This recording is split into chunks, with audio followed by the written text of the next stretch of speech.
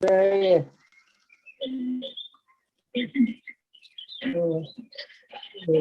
no, last evening was one.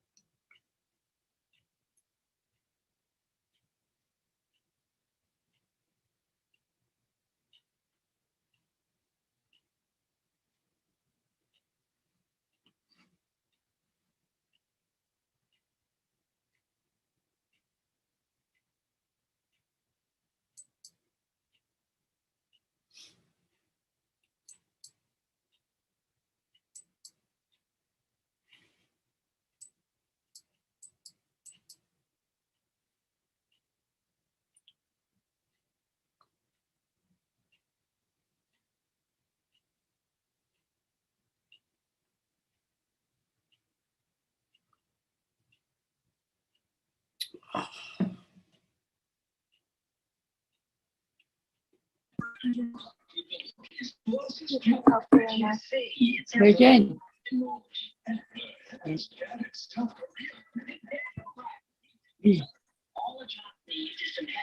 Hey, Jane.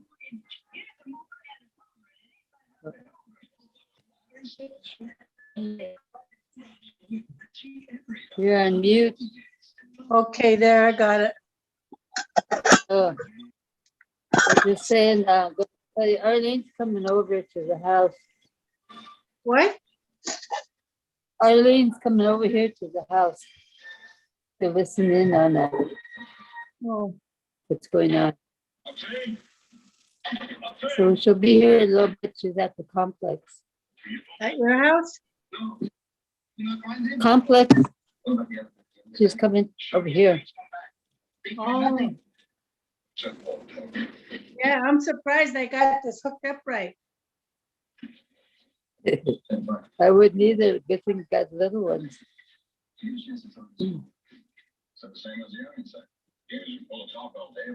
you get one of those, did you get one of those tablets with the internet on it?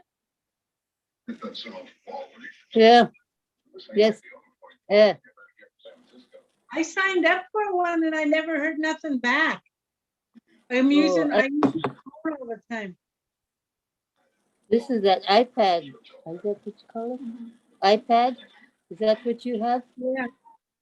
Do you have internet at your house or is it on your iPad? At the house, I guess, yeah. Oh, yeah, I don't have internet. I always just use my phone. I just have a free TV. It's I just get to watch the old stuff. Gunsmoke's on now. Oh, wait. So are we just waiting for council? I don't know. Haven't you seen anybody else? I didn't hear nothing from anybody else. Hey, Jane, we're just waiting for a few people to get here. We'll be right with you guys. Okay. Who's that? That's a cousin? No, that looks like Jamie, doesn't it?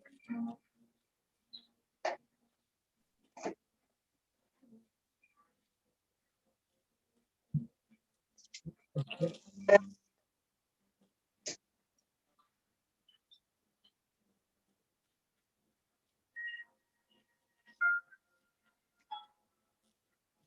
Yeah, Mary Jane Jordan, work for me, cat or something. Surgery.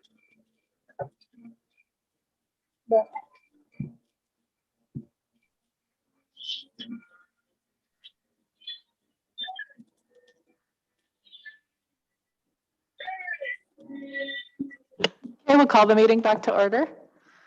Okay, next up, we have the Salish Kalispa Culture Committee Elders Meeting with Twin and Company.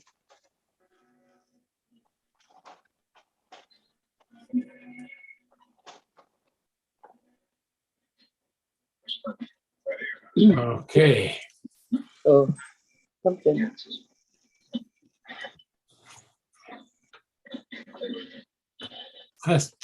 yeah, okay, everyone. Yeah.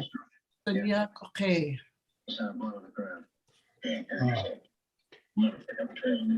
Madam Chair, how do you want to go about this? We're trying to get Stephen up to the walk-in microphone so you guys can see him better. We seen them yesterday.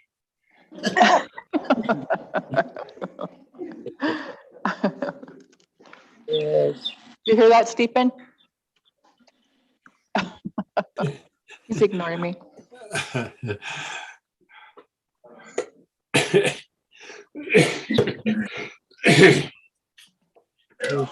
Yeah, yes. So Anita is at a doctor's appointment and Ellie is in Billings for a meeting. But the rest of us are here in person and we're really excited about this opportunity to meet with you guys one-on-one as a council. You know, in the past, we had tried to come to elders meetings, different ones of us, but it wasn't never really on our schedule as a monthly dedicated time. So with this reorganization, that's what we decided we could do, is to schedule time, you know, with you guys specifically. And I think we have 2 hours. So some of the things that I think Jen had put together for an agenda is one was how we could, you know, in our mission and vision, it says we will incorporate traditional values and principles into the workplace. And a lot of times the complaints that council gets is about, is directly against those values and principles that I think the Salish Kalispa people I was offered extra benefits like dental, including dentures, extractions, fillings. should exhibit. So just a couple examples, maybe from my perspective, is the value of inclusivity. So a lot of times we exclude people and you know, that's not our value. Our value is to include people. So that's one example. Another one is, well, something that's really fresh on my mind is I got a complaint yesterday about a department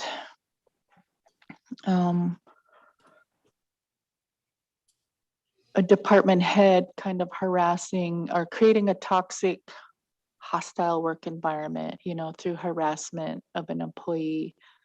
And so how can we fully incorporate those into our workplace? So that's one of the issues that we want to talk about. Another one and I'm just going to lay it out now so we can figure out how to manage our time. The other one was the boarding school initiative. So Secretary Holland had announced about a month ago the boarding school initiative, and we had been in touch with, the Native American Boarding School Coalition reached out to me and gave an informational little spiel about they do education and advocacy. And there was an individual named Marcia Small who specifically does the above ground surveying. And this was one of the areas, the Ursulines was one of the areas that she, I guess, already had information on. So we kind of want to talk about that, as well as just where do we begin that healing with that boarding school trauma. So what was the other agenda item, Jen?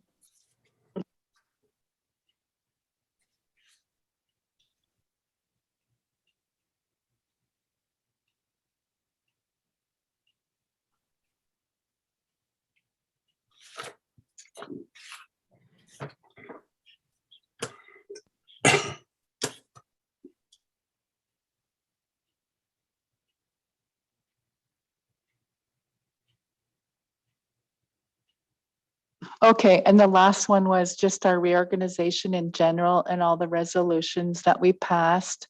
I believe there were 7 initial resolutions, so we want to talk about that process and how we envision those playing out or moving forward, incorporating them. So, and then whatever you guys have to discuss with us as council.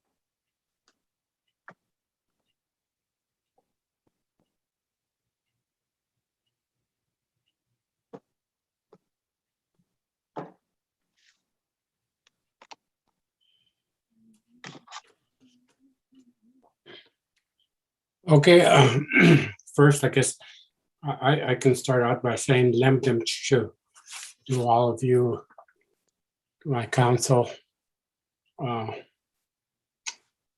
getting to this process, to working out to where, I guess, where we as not only as tribal members, but tribal employees and tribal people that reconnect on the goals of our government, of our people, to kind of redirect ourselves to make sure that we're doing the things that we should be doing and going in the right direction. There's a lot of history behind our tribes, and from the time immemorial, from the beginning of time, as when we first became people, became who we are. And, you know, these responsibilities have been forwarded to from generation to generation. And now we're in that position that those responsibilities have been forwarded to us as leaders, as employees, as membership. You know, that's those values, those things that were taught to us and given to us, you know, made us strong, made us one of the strongest tribal nations in this country, through those leaderships, to the wise people that came before us. So, and here we are today, and it's the stories, the information that they have passed down to us generation and generation. It's been thousands of years. To keep something like that alive is a big responsibility in itself. To where one generation gets that information and learns it and teaches it and then passes on to the next generation. Well, here we are today. We are that generation. We are that generation that have that responsibility now to do that for the next generation. And you know, it's amazing that we have what we have today. Is not just something that just arrived, that just got here.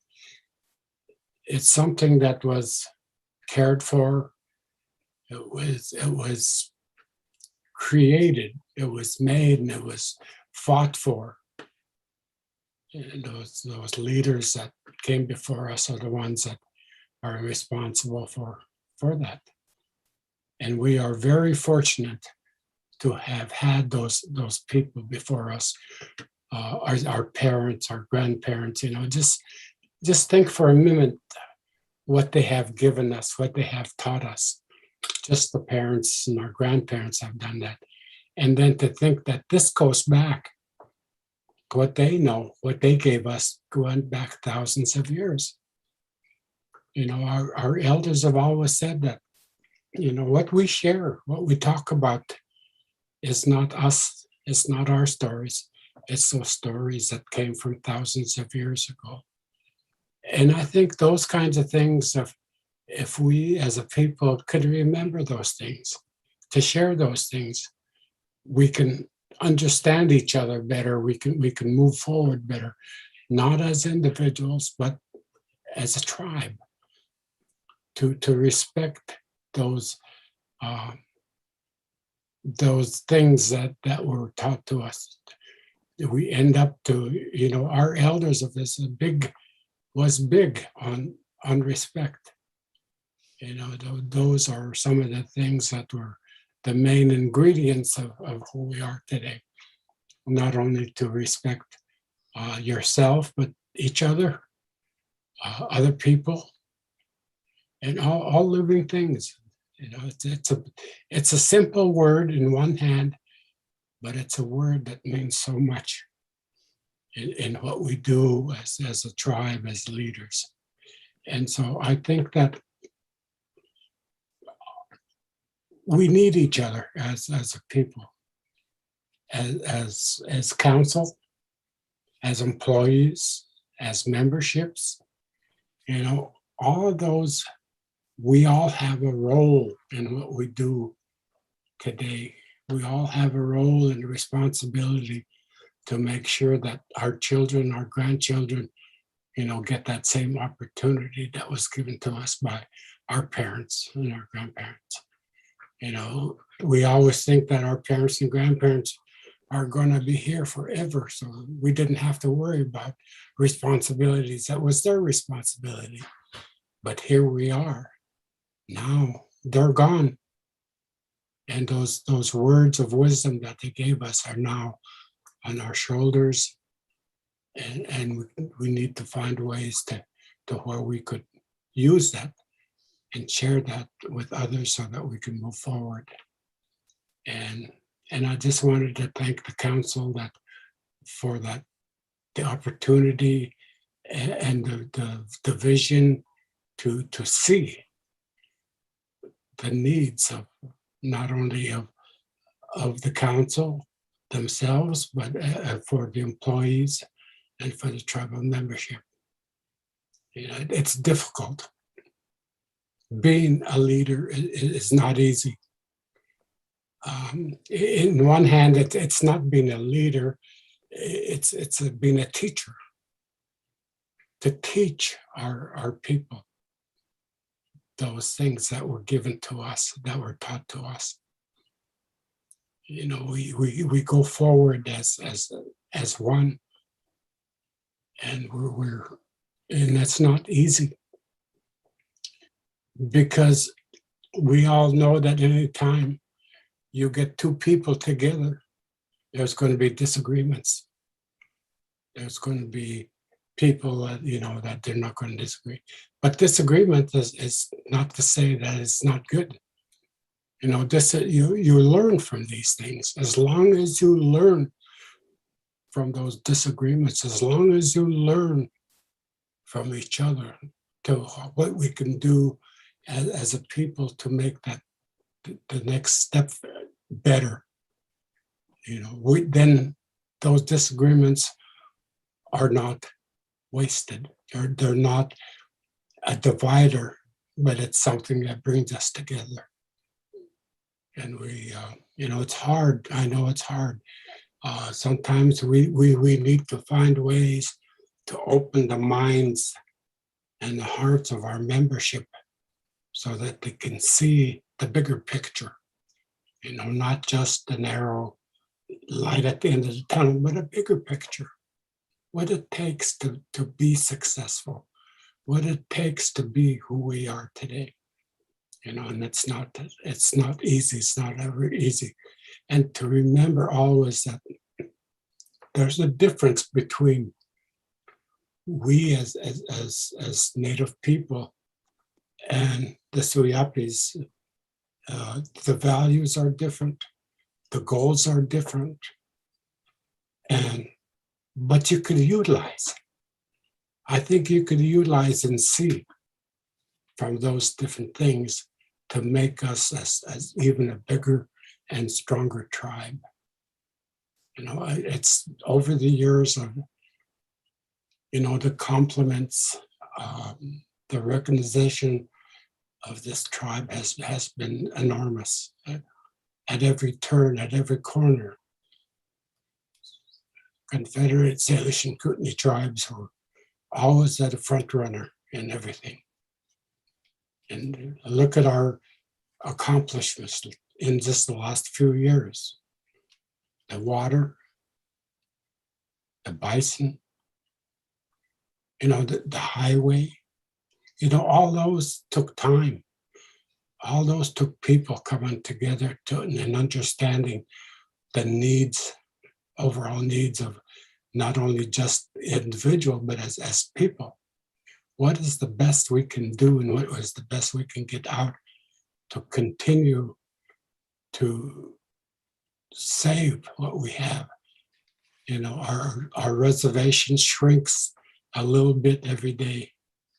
Somebody moving in, somebody developing that comes from an out of state.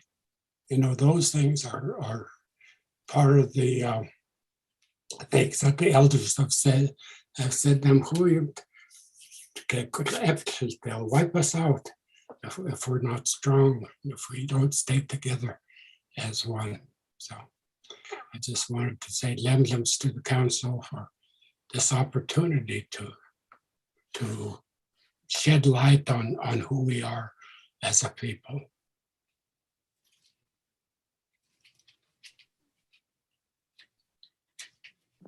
Lum to Tony. I think one of the biggest challenges is as a council member, listening to all different perspectives and trying to come up with a consensus as a council. I think we have a hard time coming to a consensus, or I don't think sometimes people look at our different opinions as divisions instead of diversity. And I think, you know, there's a way that we can and just talk about things and just, you know, finally come to that if we have a common goal at the end of serving the membership for the future and restoring our land for the future generations. And I think that's where we get hung up sometimes.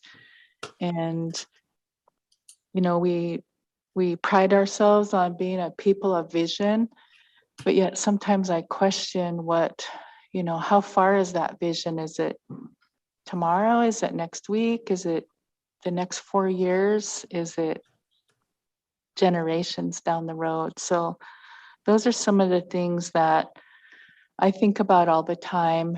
And, that's in my heart when we start out our meetings with the prayer, is that we can have good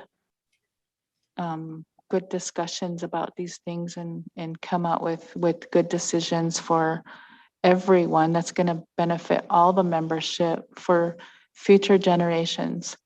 Not just, our families for this week. I have a great granddaughter, and I think about her, even though she's not an enrolled tribal member. I think about her and what we're going to leave for that generation of, that next generation. So just thank you for your words. They're always really comforting. So does any council have anything they wanted to add? Go ahead, Carol. Yeah, Tony, yeah, I appreciate your comments also, and they always take them to heart. I guess one of the concerns that I've been hearing is the org chart and the way it's set up and where the cultural committees were placed. And just when I seen it, I wasn't sure either, whether I agreed with it, but I think there's always a trial and error, like everybody's mentioned, that, you check things out, see if it's gonna work. If it doesn't, nothing's cut in stone. We can always adjust and do what we need to.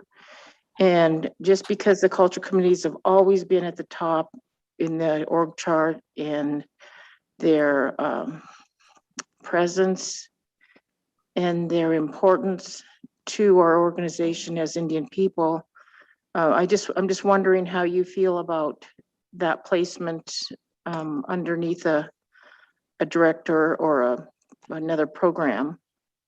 If you can touch on that, and maybe you have, but I guess just would like to hear directly. Well, I don't know how the rest of the elders and staff feel, but as far as I'm concerned, where you are in an organization or in a group of people, you go back and you look at the how our ancestors dealt with meetings, with gatherings, with planning the next move, the next step for the people. Although it just needs to be known that we all have a role. As I said, we all have a responsibility. Whether we're at the bottom of the totem pole or at the top of the totem pole. If we as a people work as a people, there really is no levels. There's only certain groups. As like in any organization, you have to have, you have our chiefs, you have our sub chiefs, you have people that are responsible for different things. We have our chiefs that we like. You look at the council, you look at the department heads, the sub chiefs, the groups, and then you look down to the rest of the organization, where the responsibility falls on them. On them to carry out the wishes of our leaders. The leaders need these people to make good decisions. They need these in our organization, these experts that we have, whether it be wildlife, fisheries, or whatever.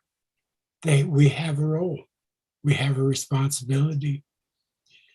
And we still know that we belong to the bigger picture, to the bigger organization. If we let those kinds of things be understood by everybody. That, you know, as the elders always said, treat all living things as an equal. Then we look at our tribal organization, our people, our leaders, our employees are on the same level.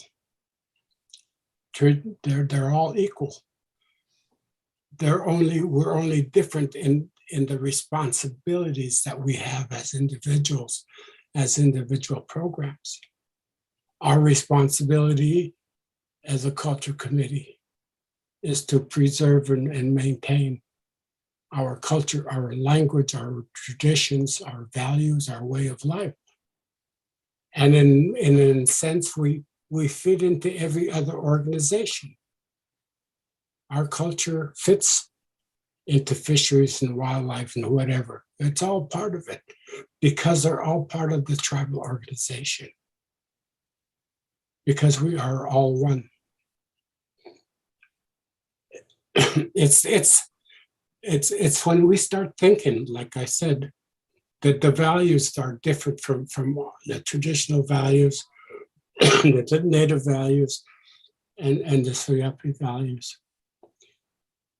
We look at our chart, that everybody's equal on that chart. Everybody's got a responsibility, everybody's doing. Only the Suyapis look at it differently. They look at it, well, this guy is strong, is higher up, so that means he's much more powerful.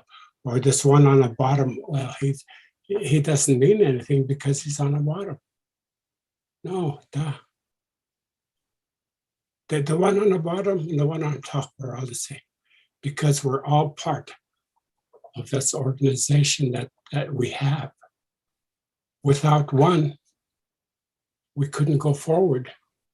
We wouldn't be able to complete that organization, those responsibilities that we have. So we have to have. So that's when our elders say, yeah, that's what we do. You know, look at all the things, living things. Make sure that we're all equal.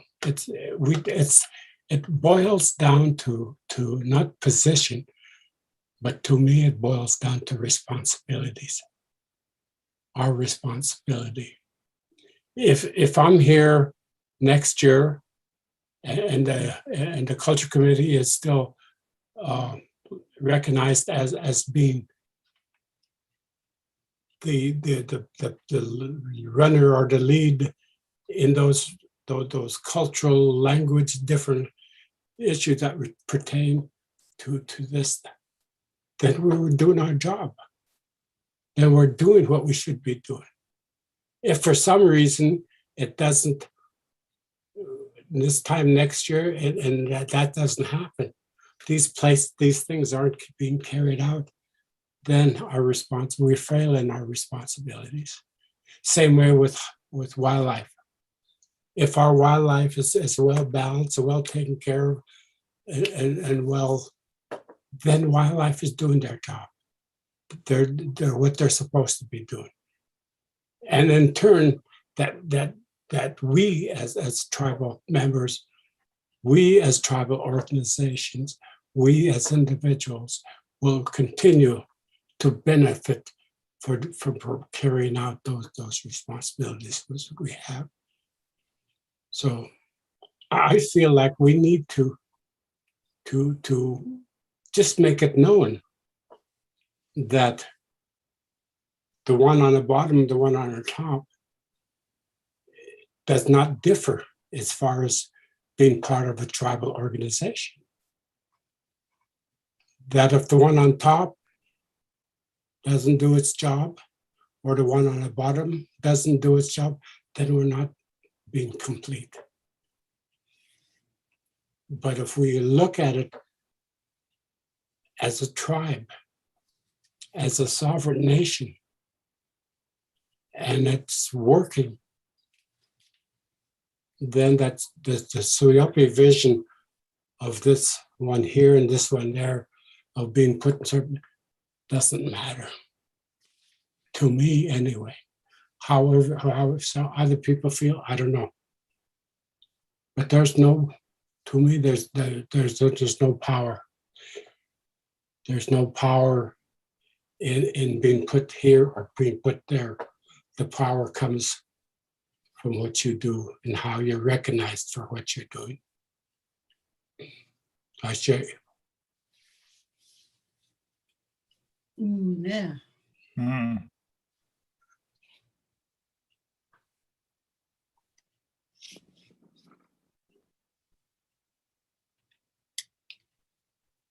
Shirley, did you want to chime in?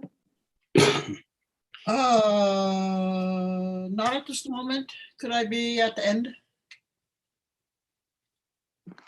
Okay, bye.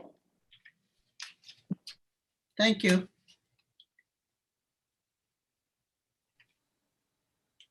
No, I have nothing to say right now. Thank you. Okay. Rita.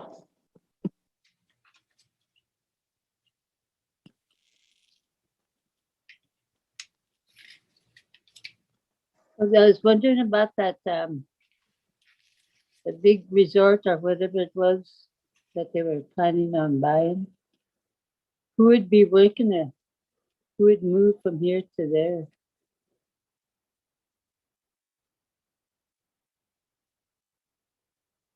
That's it.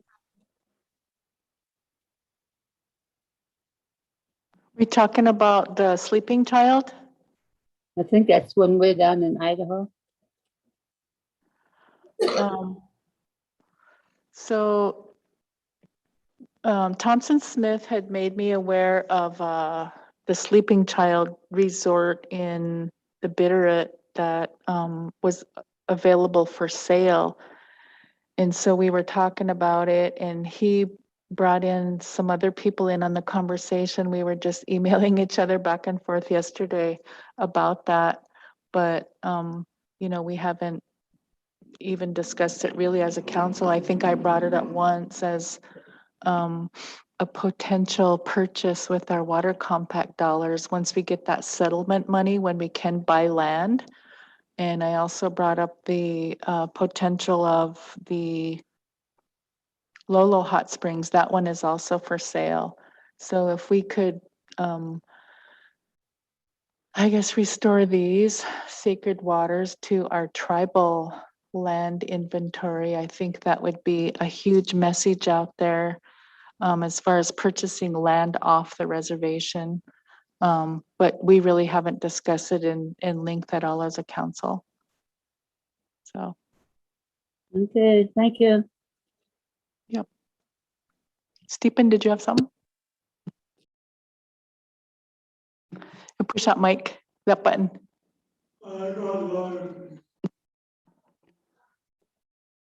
Anyway, for me, you know, I don't know why I'm here for. You know, we're talking about sleeping child, we're talking about lands, we're talking about somebody gets mad at the councilman. You know, I've been here for many years. And kind of brag about myself, I guess, and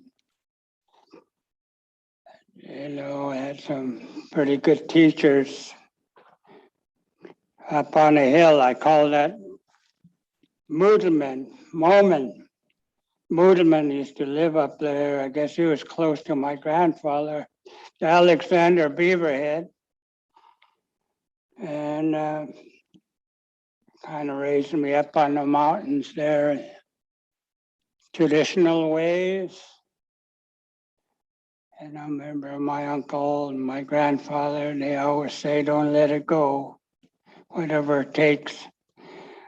And I've been coming to the councilman many times, got mad at the councilman. You know, many memories. I, in fact, used to sit back there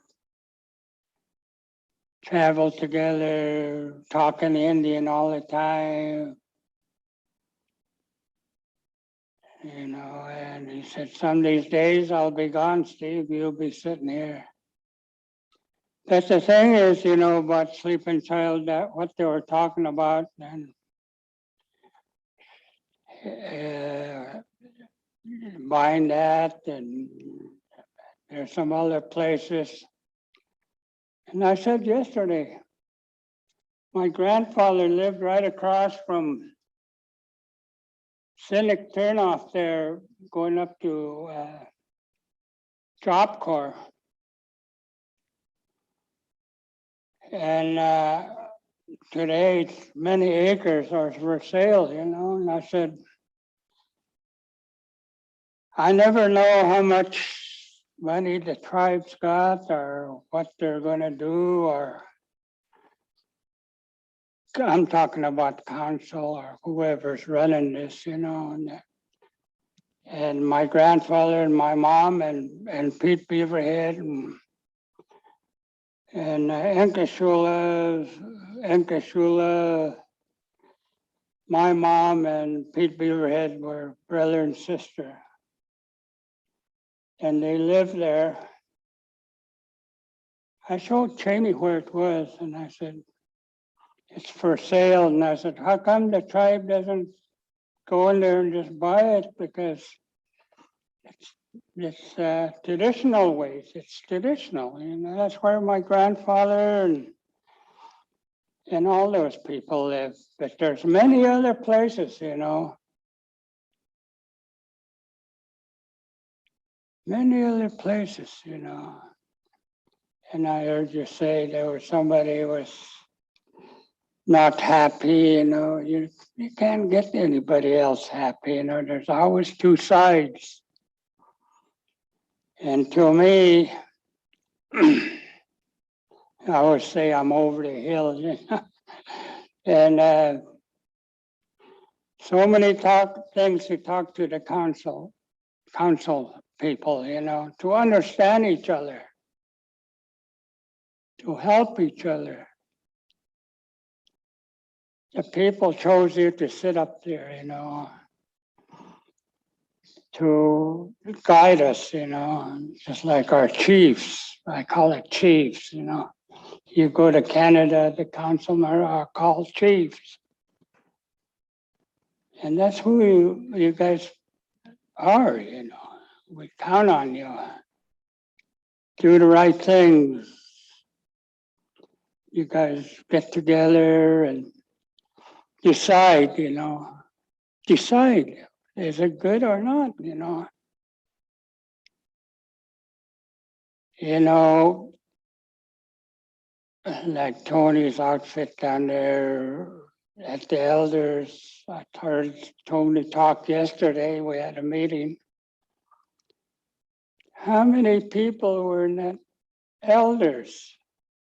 There was about 25 or 30 people when I joined them. I was 55 years old. It's all talk Indian, you know. So wonderful, you know. They all had different stories, you know, how they grew up. Today, look at us, you know, about 7 or 8 of us, you know. It's tough.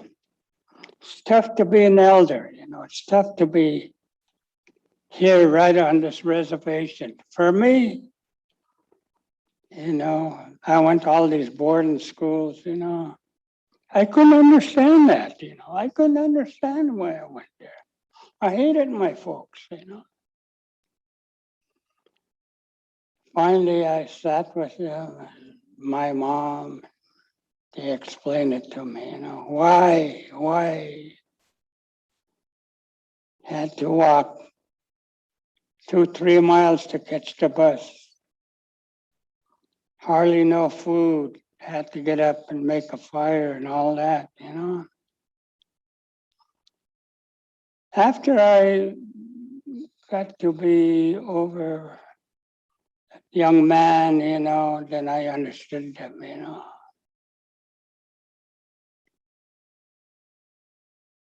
31 years I cut posts and poles up there. And I was telling them yesterday,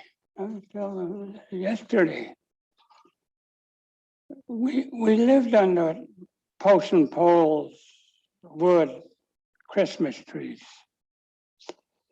Talked about everything. Pete Beaver had talks of going down the canal and we get a load of Christmas trees.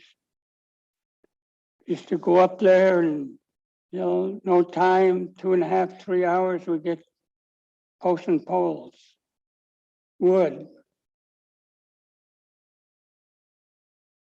A lot of changes in this world, a lot of changes, you know. One year, I don't know who cut all those posts and poles down. I went up there, you couldn't hardly find any, you know. It knocked us really, the wood, posts and poles were just pitiful, you know. We counted that, you know. We counted on the Christmas trees. And I was just telling the elders yesterday, we had old people going up there piling brush. Thomas McDonald. My dad would gather them and take them up there, you know. They don't care if they're old. They got a paycheck every 2 weeks, you know. They were happy. They'd wait for big small Sam to come and start in springtime, piling brush. And sawmill, Camas Prairie. Indian people worked over there, you know. That was years ago, many years ago. They were happy. You don't care how old they were, they know how to pile brush without a chainsaw, with just an axe. Oh, man, you know. We turn back, you know. I'm an elder. How old do you have to be an elder? I don't know, you know. How much you have to know, you know. Things like that, you know, just, I used to listen to my grandfather, Alexander Beaverhead, and Pete Beaverhead, and my mom, and Quinta Tuipe, all those old people, you know. They were happy people, you know.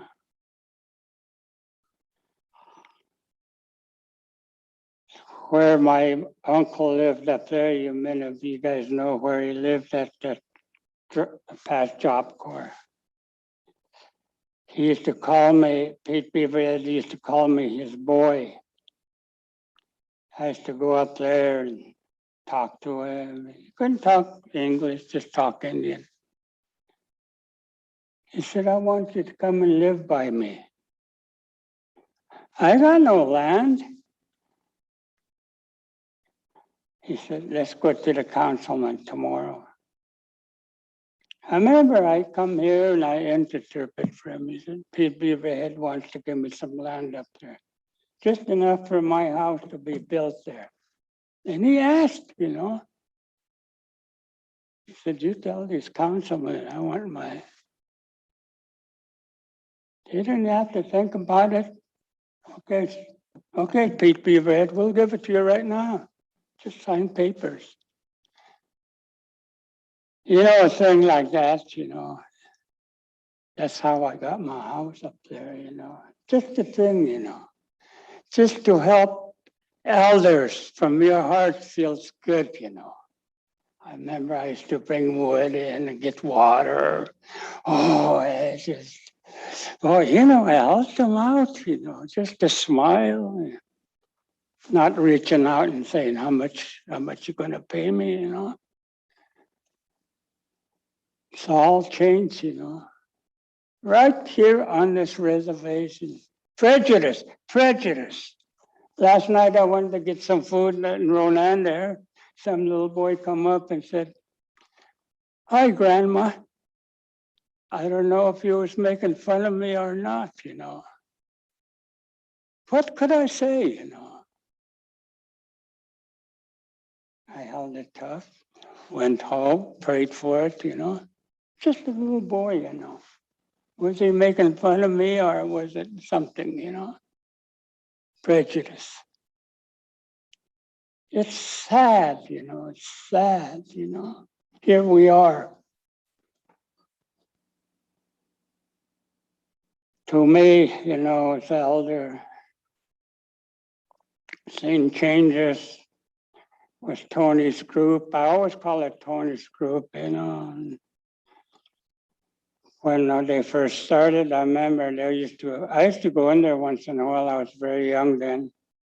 Finally, they got a tape recorder, you know, talking in there. They didn't get paid. They just laughed around. Everybody was next, you know. Hey, I'm next. Oh, stand away, your turn. Oh, stand away. Hey, they just laughed around and told stories. Just Indian, you know.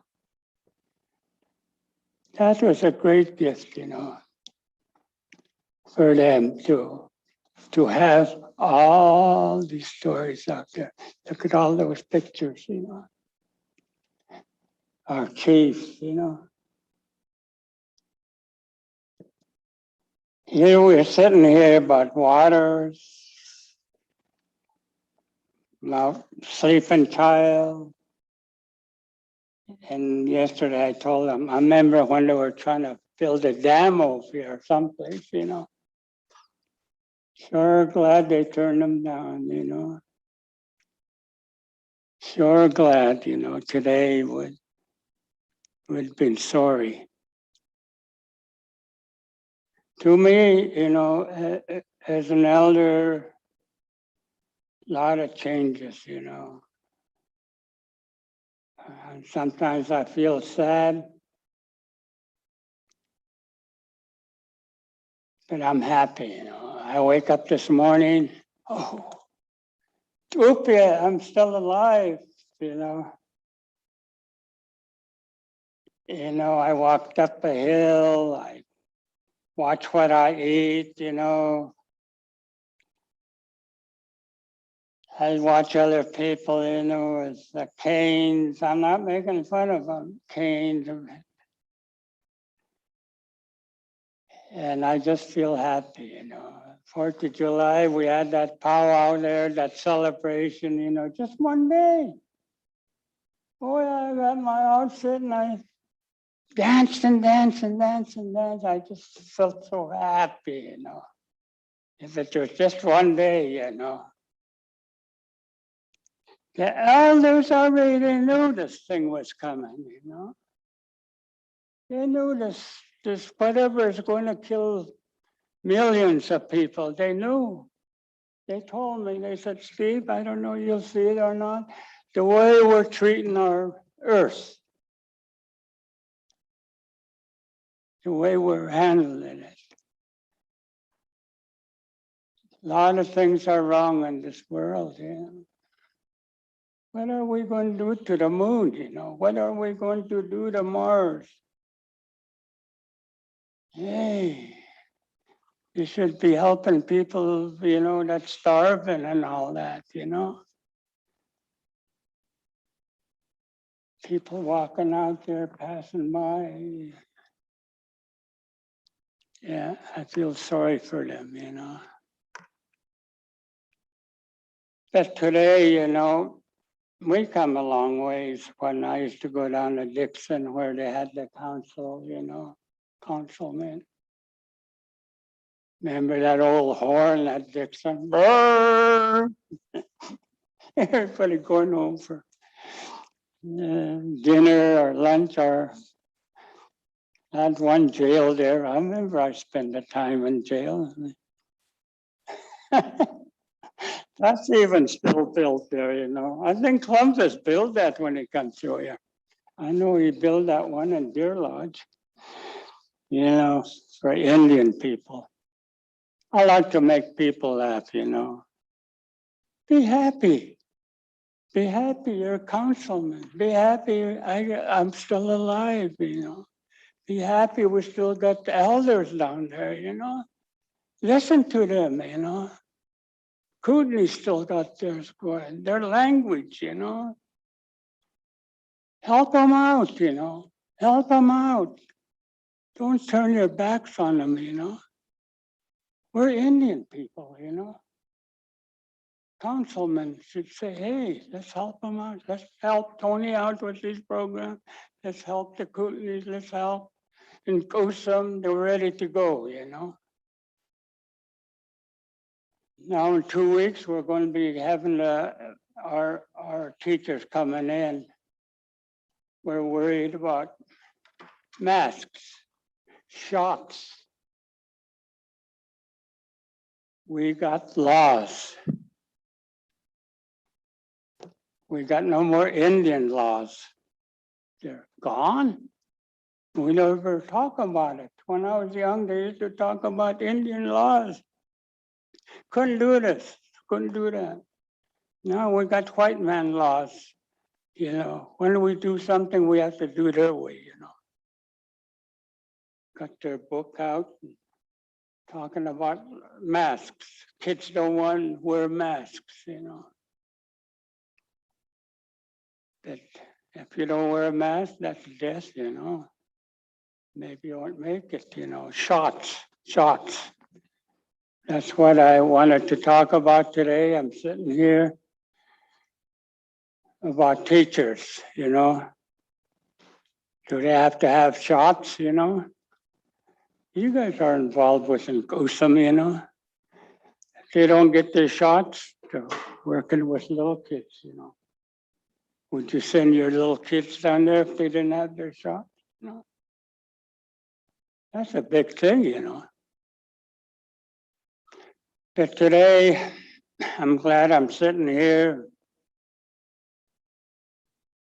talking about waters. We're talking about problems.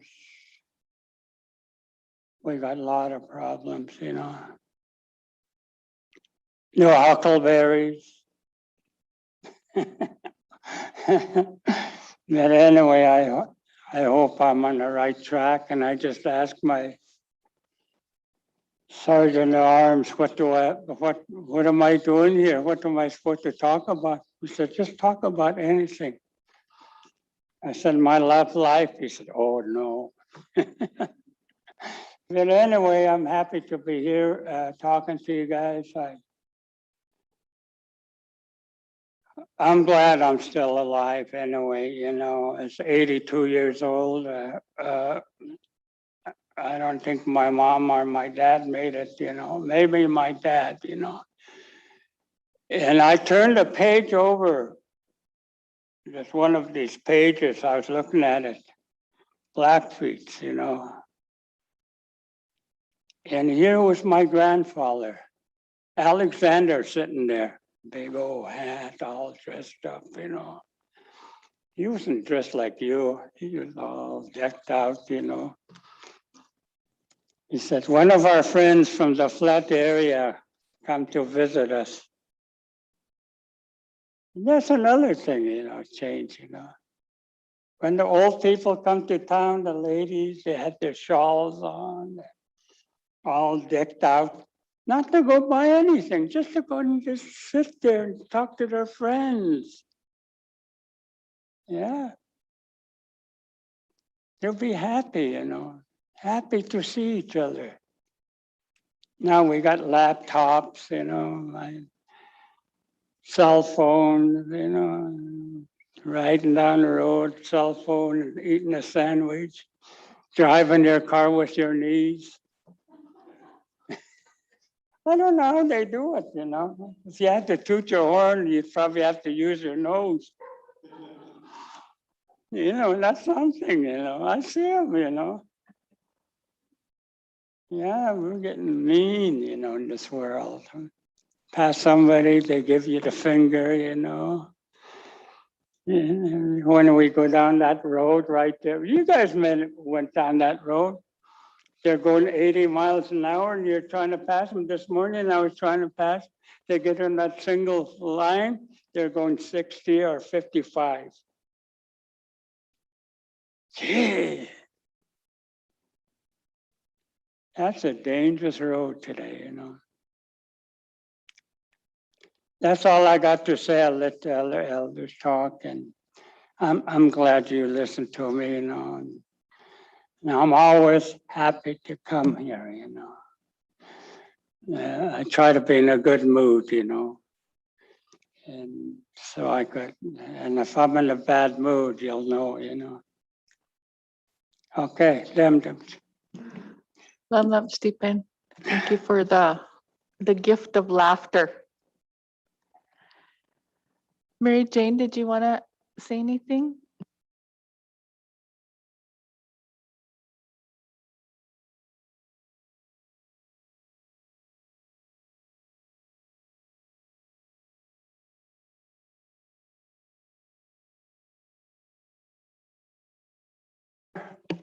Well, it'll be 20 years of Inclusivity, that old building, you know. And they're fixed the insides up where the old bowling alley is. I hope when they get it fixed, I hope we have an open house. I'd like to invite all the councilmen to come and look at it, you know. And I hope next spring, we're talking about it already, we have a little powwow there, you know, for 20 years. And next year, when I'm on my 18th year, you know, and the only thing is, I talk so much in it, I think I'll have to go back to high school and learn how to talk Suyapi. Can you hear me now?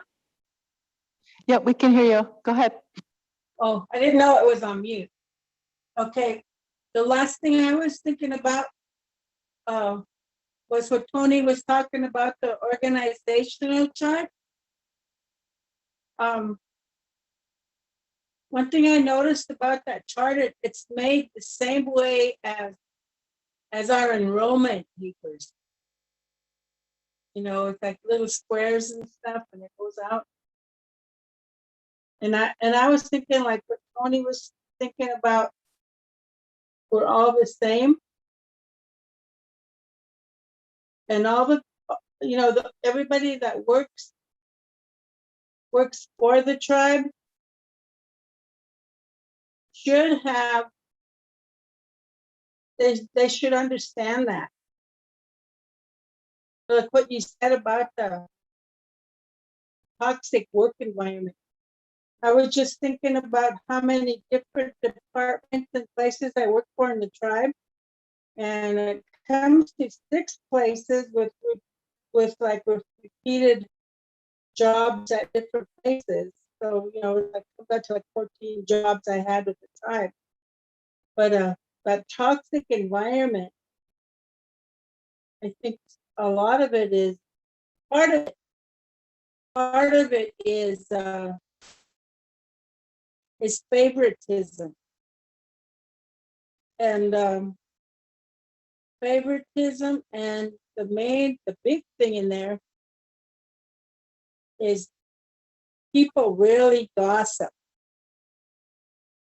Sometimes I have to just go stay in my office and just close the door because people were talking about it. And it's like they were talking to the person to try to get more favor from the supervisor. And it seems to me that supervisors are the ones that should be kind of keeping the order and keeping things all level and running in their department. I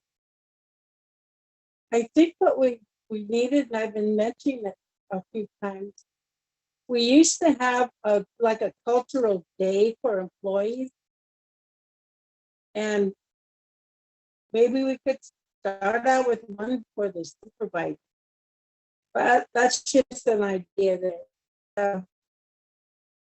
The part I was thinking about was on the organizational chart. Maybe you could, because people look at that and they see that, like Tony said, it is Suyapi way.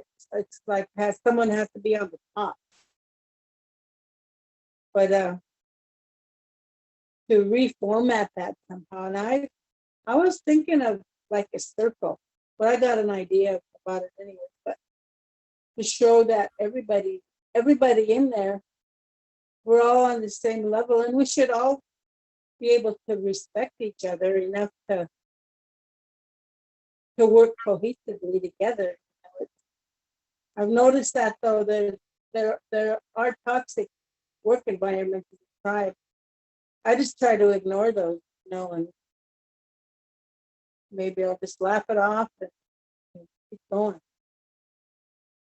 But that's just some ideas that I was thinking of. So that's it. We haven't talked about anything else, I don't think. Oh, that sleeping child thing.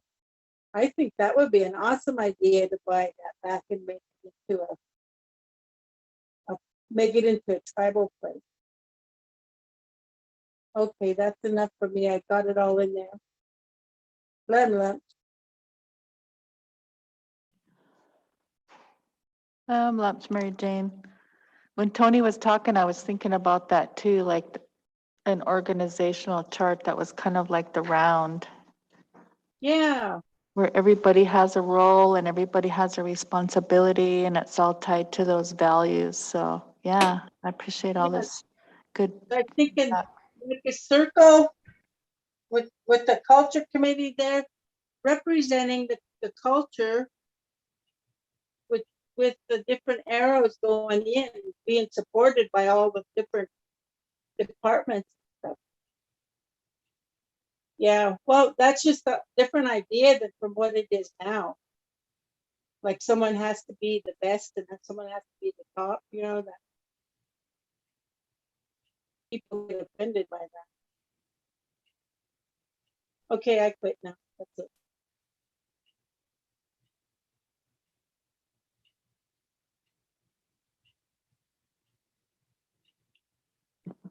Okay, anyone else? Yeah, I'll go next. After listening to some of the words from Tony and Stephen, and I just kind of made some notes, and I would just like to say that I think that the tribal council and the culture committees should be closer. And I'm not talking about what we were just talking about. That chart. But we should spend more time communicating with each other about some of these issues. We're going so fast. The world is going so fast. It's like, where would you find time to do something like that? But I think we would have to make time, because what we're all doing, like Tony said, is important for everybody. What things we've got going, it's important for everybody. To communicate with each other would help us to understand each other better and work better together. And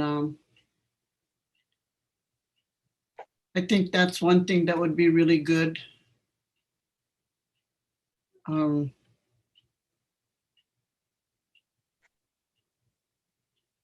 long time ago, there's something my mother told me. The people were close.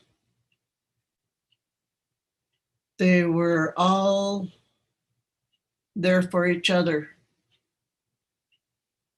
They didn't, well,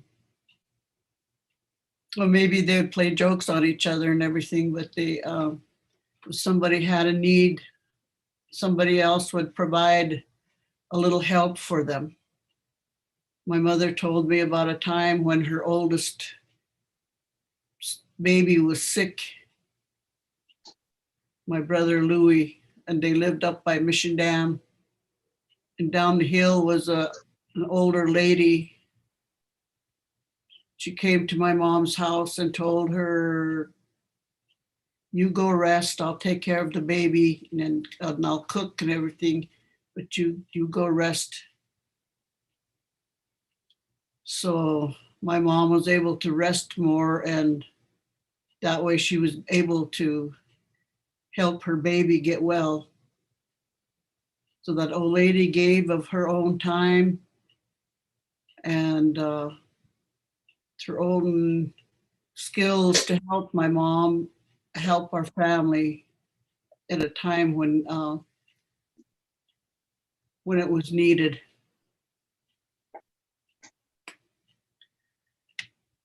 And the people shared with each other.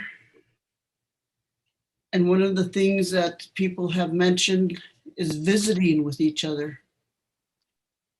Some people would go visit somebody and maybe stay for however long, maybe a couple days, sometimes maybe longer. Some groups went hunting together for weeks. Stephen was talking about his dad having groups to pile brush. And I was a part of that. I was a little kid yet, but I remember all those times. My dad and my uncles and Mitch Small Sam, and there was other people too, would go camping close to wherever those men worked. And we looked after each other, or the elders, the grown-ups looked after each other, looked after the kids all together. And they would go hunting together, the guys, and the women would, when they'd get something to feed everybody, the women would dry the meat and help each other that way to have what they needed.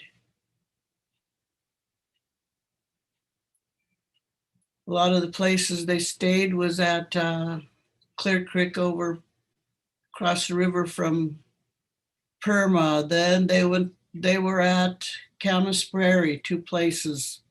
Then over at Garden Creek, just over the hill from Hot Springs.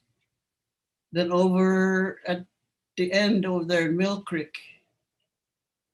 And one time we had a little cabin in Dixon. Twice we stayed in Dixon.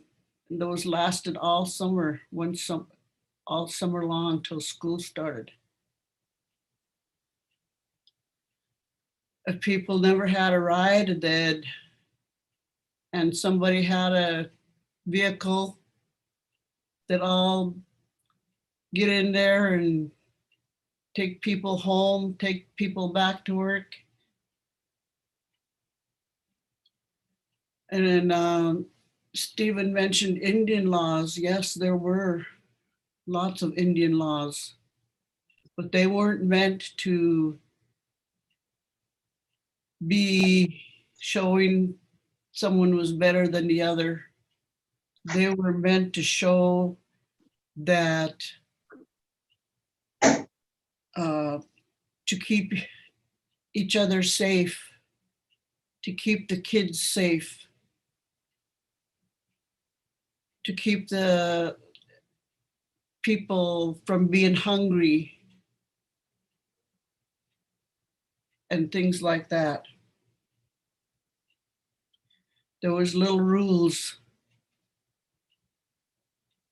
for different things. And I have to say that I'm guilty too of not telling my kids about those things, but they learned a lot from their yaya, my mom. She lived with us for many years before she passed. And if it wasn't for her, they wouldn't know those things.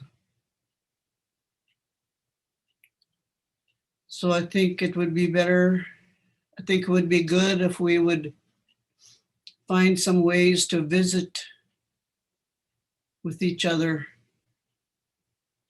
Maybe have a dinner together, or, you know, a long time ago, they had dinners for a lot of things.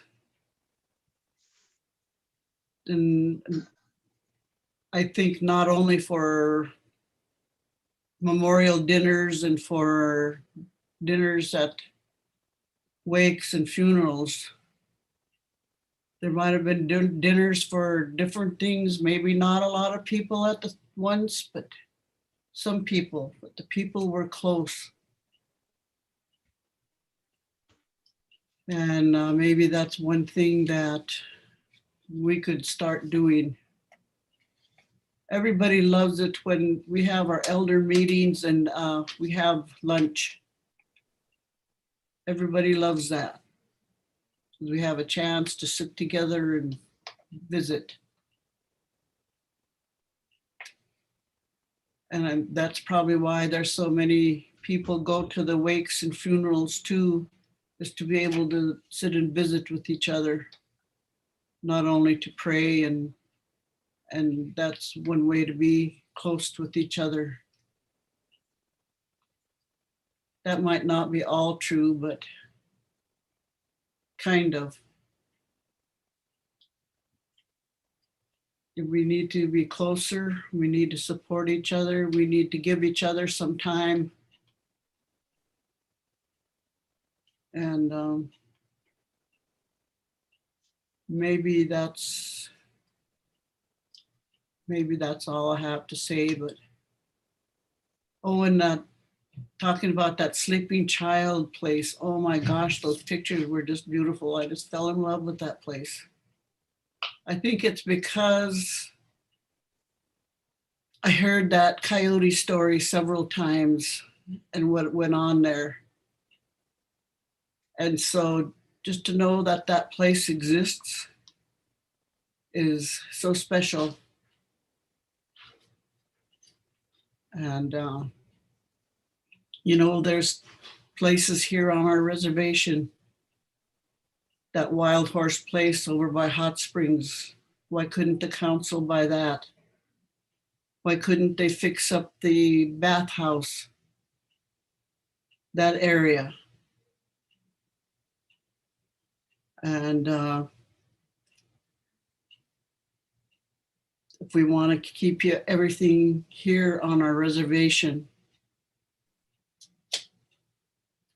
and there's many things we could do in the summertime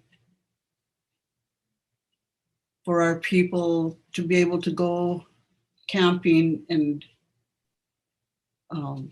doing their summer things, swimming, fishing, picnicking, without people from out of state crowding them out. I've heard a lot of people go to one of their favorite camping places and there's no room, or there's no more berries, and they leave messes. I think that should really be worked on.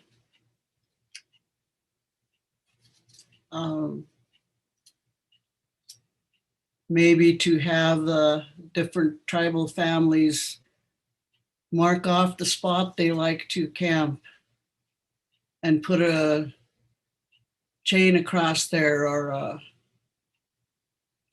post it with reserved. And when people want to go up to these different places or wherever, there should be someone there to count the people. And after so many people say, okay, it's full now, you can't come in here and you cannot camp here, it's for tribal members. So I have a couple other things about that, but I can't quite remember them. So maybe some other time I can, I have it written down, but I couldn't find my notes on that. And I'm not the only one that feels that way. I've talked to other people, younger people, that it's really a pity when that happens. They go somewhere to go camping and with their families and everything, and there's no room. So that, I think that's something that could be really worked on and have it in place always. So I think I'm done talking now, for now. Maybe one of these days I'll have something else to say. But I got one lady told me, one of my relatives, keep on speaking up for the people. We need that. But I'm sure I will again, but I hope I can do it in such a way so as not to hurt anybody's feelings.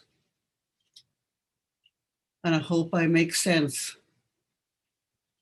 Just not to go off on ranting and raving for things, but to really make sense that'll help everyone. Lem lem chpesia.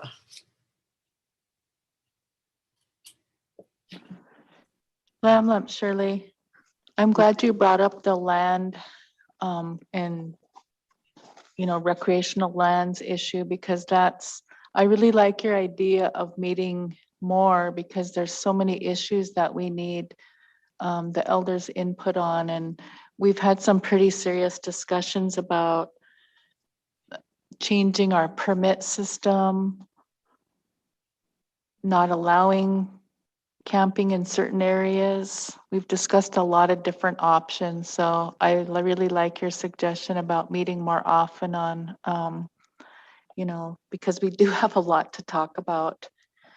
So we'll have to figure that out in these next few weeks. That'll be great.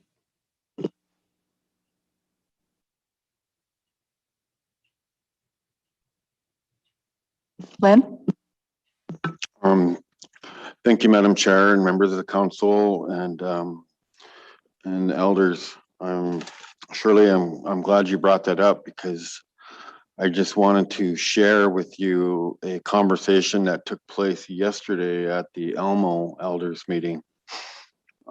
This issue was a hot topic, and as many of you that may or may not know, we currently have a business that was set up there by non-members that rent out ATVs and those types of vehicles. And once they rent them out, they send these people out on tribal land, and there's nobody that monitors them. But anyway, part of the feelings yesterday from some of the elders was that we just completely close down our recreational lands and our tribal lands, allow them for a period of time to heal until we can come up with a different plan, as we discussed earlier, about adding additional game wardens, increasing fee schedules, identifying just certain areas for non-member use and things like that. But yes, there was a lot of concern about this because I know up north, especially by the lake, we've had a lot of non-members from out of state coming in and just camping anywhere, and many of them may or may not have had a permit, you know. So, but anyway, Shirley, I'm glad you brought that up, and I think this will be a good discussion for both elders committees to come together and meet with council on this, so we can come up with a plan on how we're going to move forward. So anyway, just wanted to mention that. Thank you. Thank you, Lynn. Thank you, Lynn. Carol? Yeah, Madam Chair, I don't know if I want to bring this up or not, but where did that happen that that child called you grandma? Oh, I thought you said that somebody called you grandma and you harvest food? Well, I'm hoping it wasn't my grandson, because sometimes.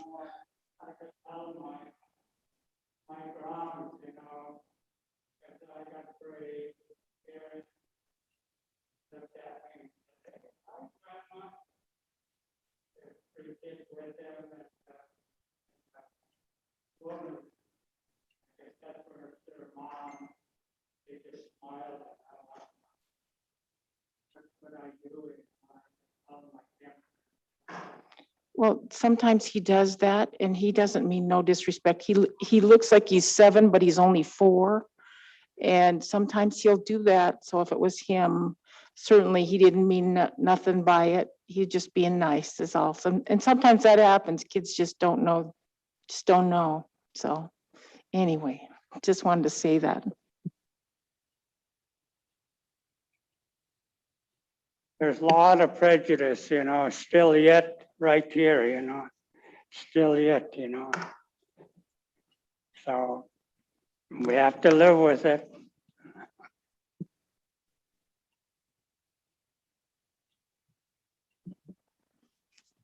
Vi, did you want to say anything?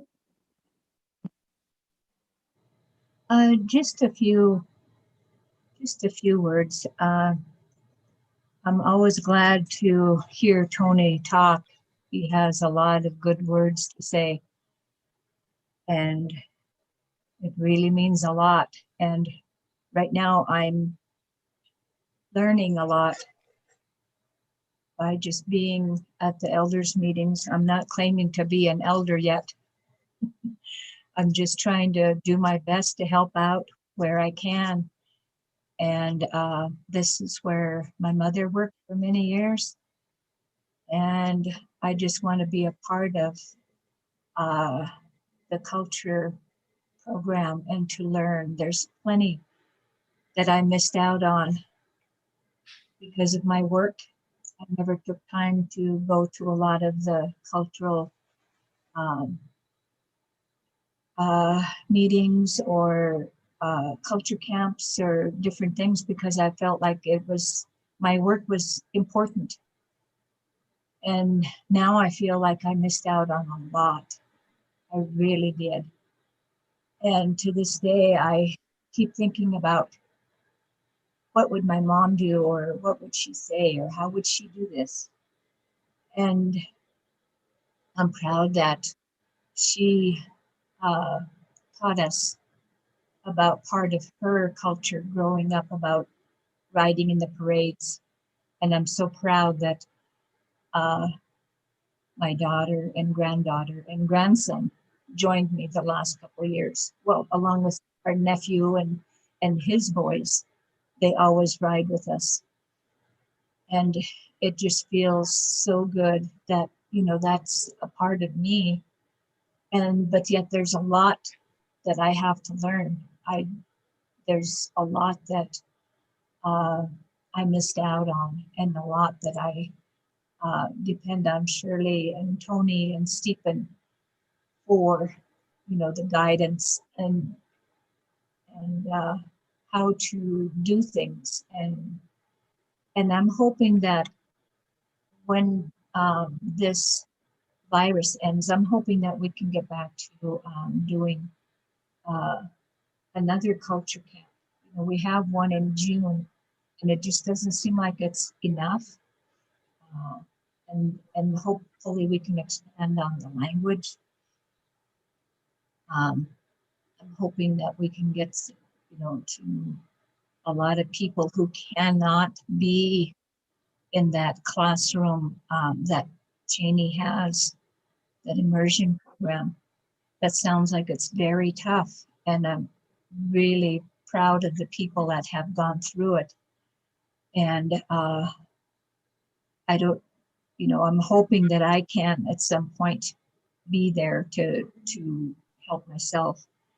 But there's a lot of different things that, a lot of different issues that that are going on right now. And I think the main thing is with the water compact and the Bison Range. You know, I think the water, the irrigation, the different things like that, that should be really looked at. The irrigation project seems like it's it probably needs to be reorganization there or something done there. I drove by the irrigation project office in Ann, and I thought, oh my gosh, that looks terrible. Grass overgrown, trees, the building. And I got to thinking about the tribal buildings, tribal complex, the different areas, the culture office. There needs to be renovations or repairs or things like that. I think that's something that the council or maintenance should have money to be available for all of our buildings to make sure that everything is looking good. We need to look good. We're a big tribe. Not only that, but the powwow grounds, our powwow grounds. I sat on the powwow committee for a few years, 10 to 12 years, and the place still looks the same. It never did have improvements made there. And like Shirley said, the hot springs, the bathhouses, the different things, different areas that should be looked at. And, if the tribe has money, that's where they should be putting it. And although that resort looked good, looked beautiful, as a matter of fact, and I said it did look beautiful, but I think maybe we need to, if we have money available, we need to focus on the money here for land, like Stephen was talking about. Land to be purchased back to the tribe's ownership. There's an eyesore on top of Pistol Creek Hill, that Pine Haven, and every time you look there, there's another building going up. And I remember Mike Berglow told my mom that she needed to make sure she had her water rights in place. I don't know if that was ever done. I hope that Mom's house never runs out of water because of their overpopulated place up there. Someone needs to stop him from building. There was a little area downtown by Bob Matt's place, the old cook place. It's right off the cemetery. And I think the tribe was trying to buy it at one time, but I don't know whatever happened. But whoever bought it, it is a very big area. There's 11 houses going up there. And we understood, one of the neighbors was telling my husband that he was not happy with all of the people that lived around here and this and that. And our neighbor stuck up for the tribe. And he said, well, you've got to realize where you're living. And if you don't like it here, maybe you should leave. And, there's a lot of the people moving in down by Jocko Road. I just went to an appointment yesterday. There's houses being built all over the place. And it's just getting overpopulated. And what's going to happen, to our reservation? We need to take care of our lands here. We need to take care of ourselves here first before we reach out and buy some luxurious place. What would we do with it? Who's going to maintain it? Who's going to work there? Is it going to be a money-making project? What is going to happen? But there's all kinds of things like that that need to be looked at. And I hope that the council will watch and look for different things that need to be addressed here before going out and doing a big purchase anywhere else. We talked about the cemeteries yesterday. I hope that something can be done with our existing cemeteries and keeping them clean. And at some point, I hope that there's something, a rule or a law made for people who want to be cremated. Why do they want to spread their ashes all over the place? If they want to be cremated, they should also make sure that their ashes are buried, or they're not spread out in the wilderness or in our river or the camping area down by the river. You know, I've heard of people doing different things like that, and I don't agree with it. But on, you know, Stephen said about the 1-day powwow, it was a good celebration. There were a handful of people there, and we enjoyed it. I enjoyed it, but it just wasn't enough. I'm hoping that someday soon we can get back to a celebration, a good celebration.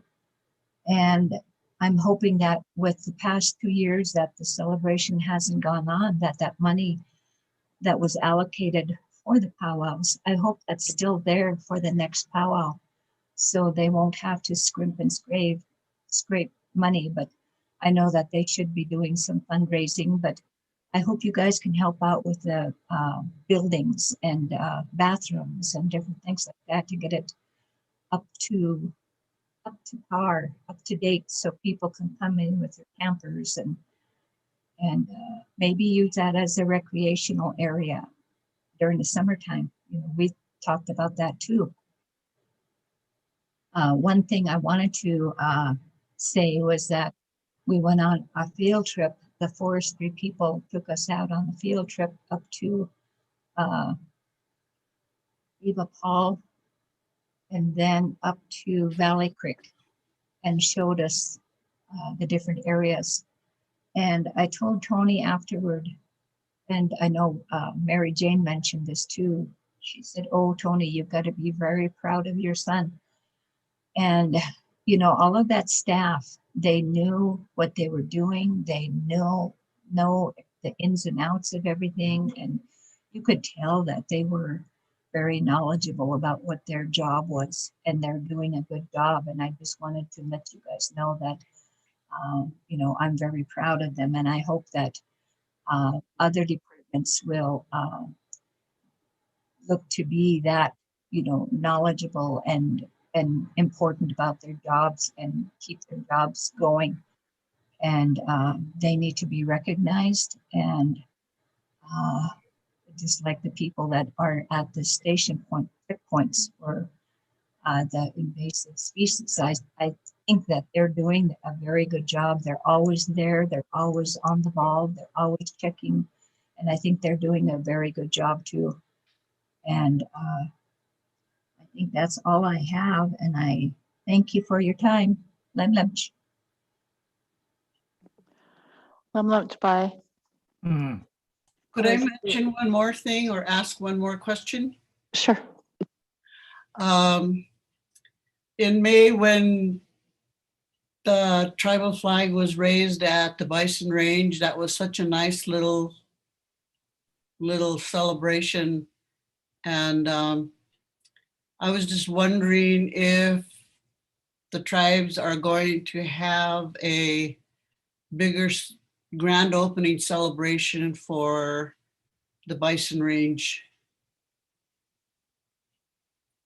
We are. It's just a matter of, you know, them remodeling the visitor center right now. We were able to get, I think, $5 million in the BIA budget to do some of that deferred maintenance, but mainly we're just waiting on COVID and the Delta variant to subside before we have a larger celebration. Oh, that'll be great. Everybody in Indian country wants to be invited. Every time I go to NCAI or ATNI or any kind of meeting, people are like, yeah, be sure and invite us. So it'll be a huge celebration. We'll have to have lots of teepees set up for our visitors. I wanted to respond to Vi. I took a lot of notes about what you were saying, and those are a lot of the projects that we talked about putting money into investing in when we get the settlement dollars. One thing that was really unique about our compact was that we can't spend the settlement dollars until it's all received. Well, we were able to do some pretty serious lobbying, and all of the water compact settlements that are that have been settled, that haven't been totally paid off, are going to be cleared in that infrastructure bill. Can't remember the exact amount, but if that's the case and that infrastructure bill gets passed, then we could start spending that money now instead of waiting for, you know, Congress to appropriate that. So all of that's in there, the bathhouse, Powell grounds, all of that. So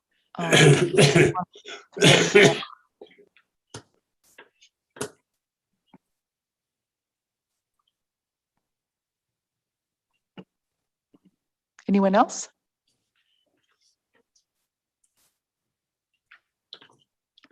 Well, I guess we have about 15 minutes. And I wanted to discuss, I think we'll save the boarding school initiative for another time, but the resolution that Martin brought up was one of our priorities that we set, and it has to do with language and culture.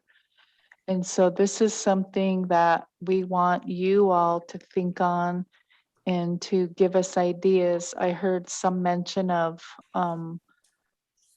you know, more than one language camp.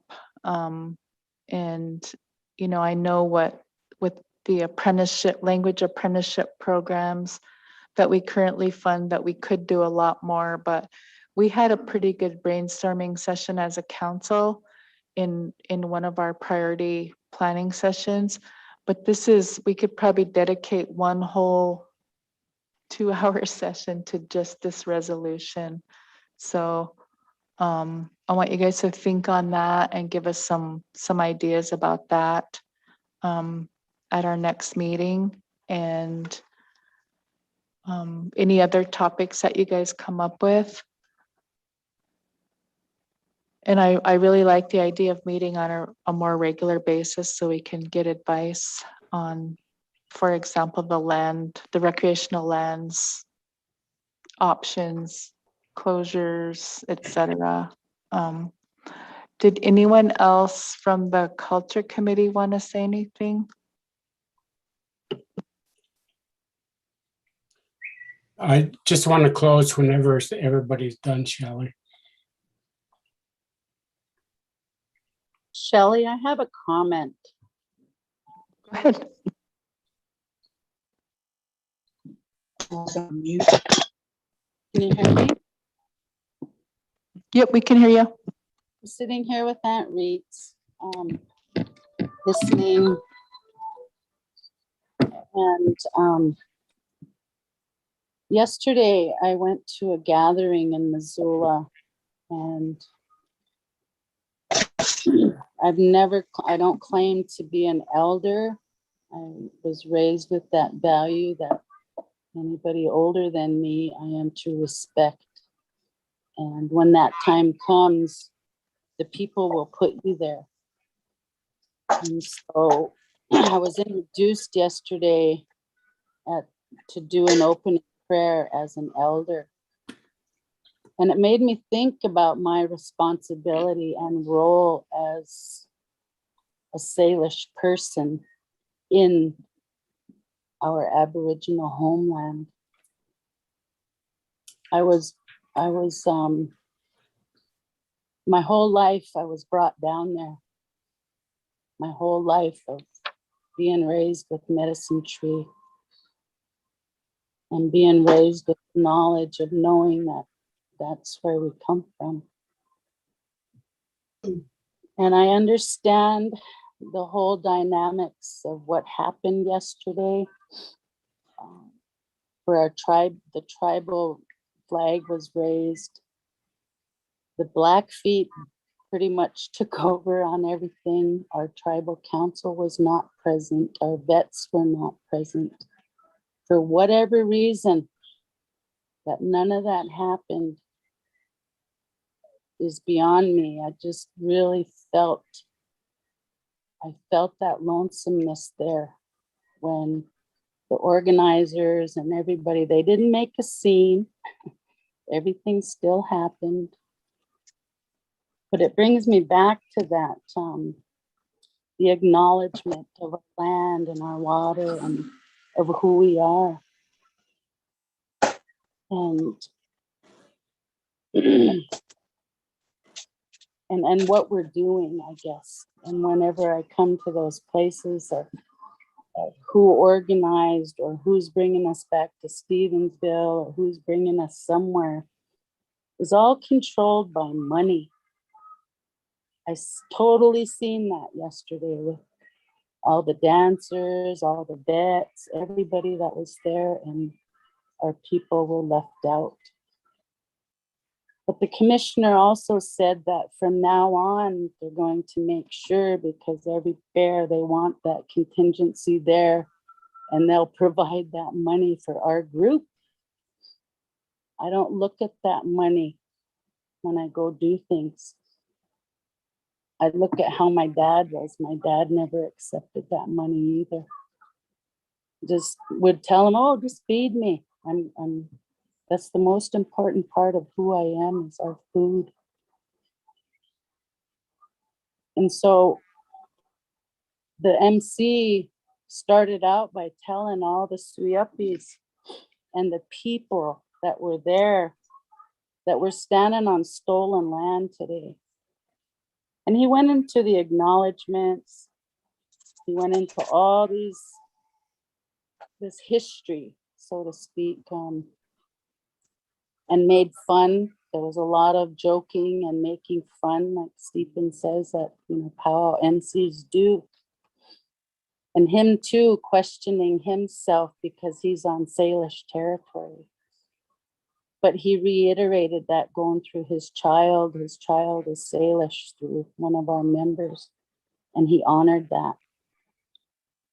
And so he also brought up the fact of all the descendants and the rights to our lands and the rights that we have, the law to the land, the natural law of the land, and how our descendants are looked at as non-members. They have no rights. I was talking at Two Eagle, and we get no funding for descendants. If our tribe certifies them some way, we could. But I wonder about that. I wonder about, the schools want elders to go in. We want, always talking about bringing the acknowledgement into the land and the water and who we are. I've done the best I could to educate myself, but I get bashed for that too, as far as having a degree. And I look at how, our whole system, Suyap, is structured and how it was all put together. And when we step outside of those protocols in those territories, to help what's going on in our Aboriginal territory, it's hard because we're at home. We're here now. And like Vi said, we need to concentrate on home and what we're doing here. We're getting overrun in so many avenues. And I still don't understand why we have a real estate office on the list, any real estate offices. And so I just want to make sure that whatever happens down there, when I went to school there, it was very important that we connect back there and that we show up when it's time. Otherwise, just like we've seen on the news, Blackfeet are going to run things in our homeland. Lemlem, Shusukashkokuni.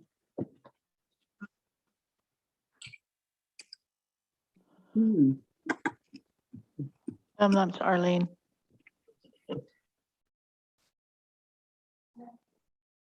Carol?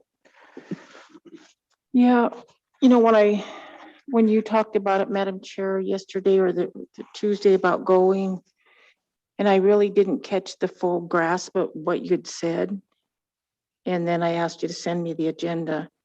And I didn't even look at the agenda until I was on the culture meeting video, Zoom with Kootenai Culture and then some back and forth and realized, wow, what a missed opportunity. And thinking, looking at all the documentation, I went back and started looking at it and I thought, well, you know what, they initially, there was an oversight on their part also.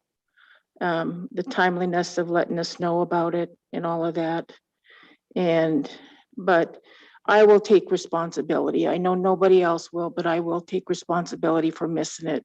Even though I said when I was here, I wasn't sure that I was going to make it. And after I said that, I didn't look at the agenda. I should have grabbed it and looked at it, but I'm the one that didn't make it. And so I'm taking responsibility and I apologize that it happened the way it did. It wasn't intentional. I didn't just skip out and go gamble or something like that. It just was an oversight on my part. So next time when I volunteer for something, I will make sure that I volunteer and it's not just a drive-by, well, I might go.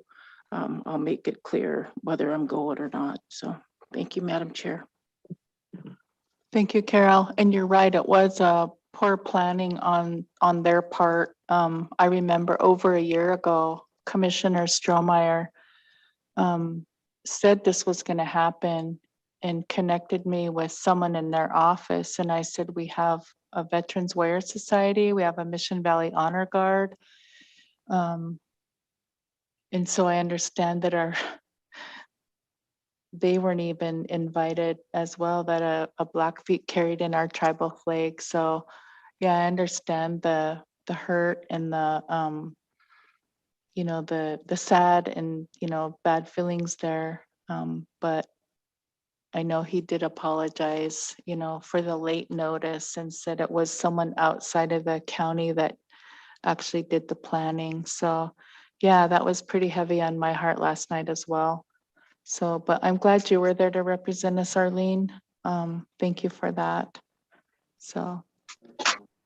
And he did reiterate the fact that they want somebody from here to kind of take over on that, to make sure that all the right people are there. Even the drummers and dancers, they're talking about wanting to just have a full-blown powwow and doing things and providing the money and getting the people down there, because they did have an afternoon session that turned out to be fun. And since I threw my cane away, it helped me to shake myself yesterday. And I thought about too, all of that organization stuff that the county commissioners, the All Nations Center, all of them talking about wanting to do an aerial place name, something virtual. They talked to me about that at the university, and I asked them to talk to Tony and Lucy, because they brought up Lucy's name as far as the bridge goes. Well, we already have our own backlash for that. We got family that just totally disagrees, but and it's gonna move forward. So all of those things, yeah, I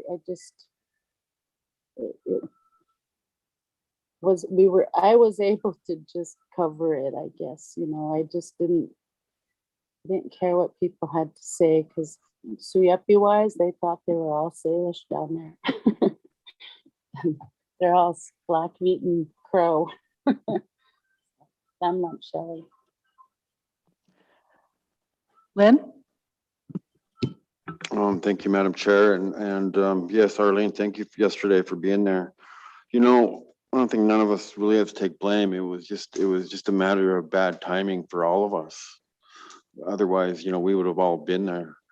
But I still would like to commend the Missoula County for even acknowledging the First Nation people. And it was just good to see that there were people there that represented all of us. So it was still a good event. Unfortunately, we couldn't be there, and things like that are going to happen. But we were fortunate that we had a few of our tribal members like Arlene there to step up and represent us. And she always does a great job every time she does something like this. So thank you. And Shelley, Go ahead. I need to stand corrected. At the end of the day, the girl that was in Blackfeet regalia that carried our flag is half Salish. That is Brian Brazil's daughter. So I stand corrected on her. That much. Okay. Twin, do you want to close us out? Yeah, Madam Chair and Council for this day, for this opportunity, for the elders to share a little bit of themselves, of their needs, their knowledge.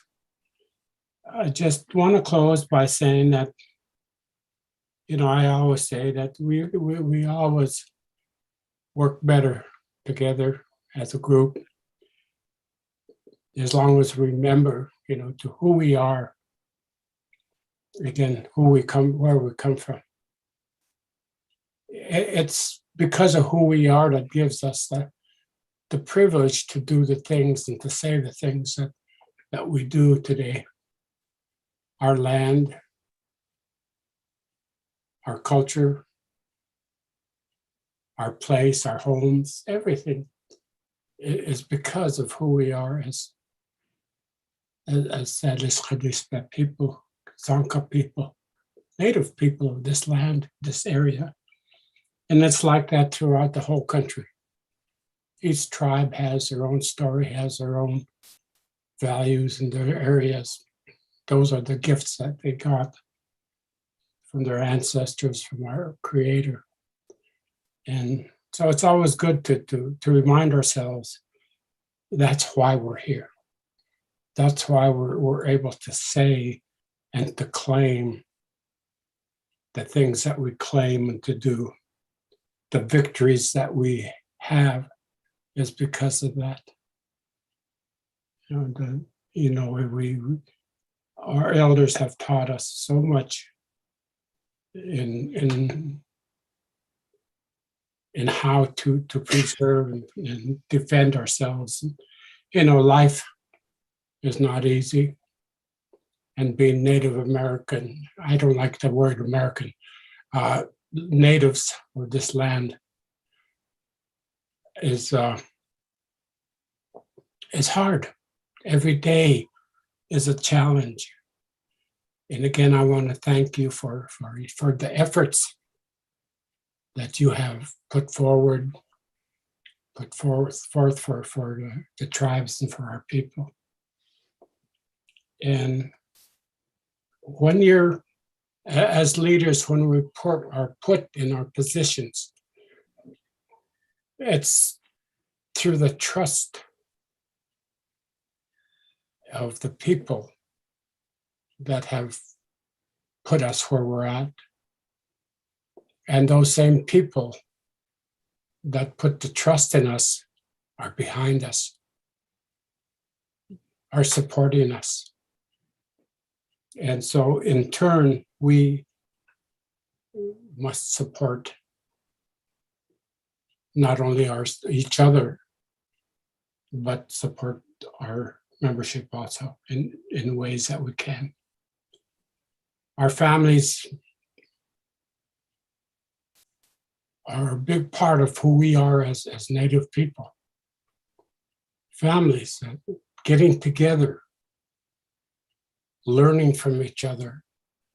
That's how our children learned. That's how I learned, was getting together with those elders and those people and having them share their stories, their information, correcting me in ways so that I will not forget in the future.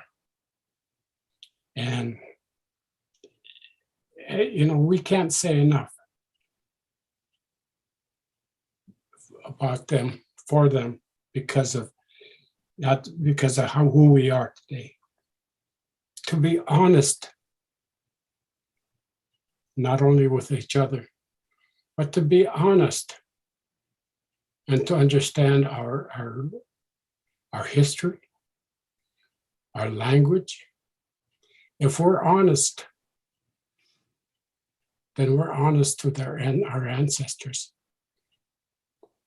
That is such a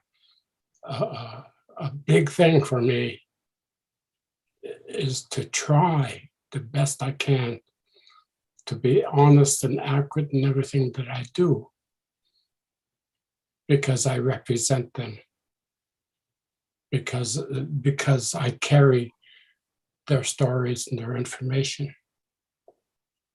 And today's world, we see in the other world, a lot of the Suyapis, they don't care what they say. They don't care if they don't tell it, if it's a lie. They look at it as progress. They look at it as something that they need to do in order to advance themselves instead of advancing all people. And so that's why I always remember when my parents and grandparents always said, don't lie. Be truthful about everything you do, everything you say, and especially about our history, who we are, where we come from. Don't lie about that, because if you do, we're lying about our elders, our ancestors. So I always tell people that, whether they're Soyapi or Skadli, wherever I talk, I always tell them to be honest and to be truthful. Don't lie about yourselves. Don't lie about your history. How else are our children and grandchildren going to learn? How else are our children and grandchildren going to correct what's been wrong? So I always say that, no matter where I go. So it's important to do that. And we've learned a lot over the years, what's good and what's bad. And I always tell those that I know, I said, we don't owe. I mean, when I say tribes, it's not a specific person or a specific group. It's way back. It's everything, what we stand for. It's our ancestors. It's our parents, our grandparents, everything. That is the tribe who have established our values, or have given our values and our foundation. So when we say tribe, a lot of people say tribe. Right away they point at the council. But the council is only part of that tribe. The tribe is everybody. The tribe goes back thousands of years. And the tribe doesn't owe us anything. They don't owe us anything.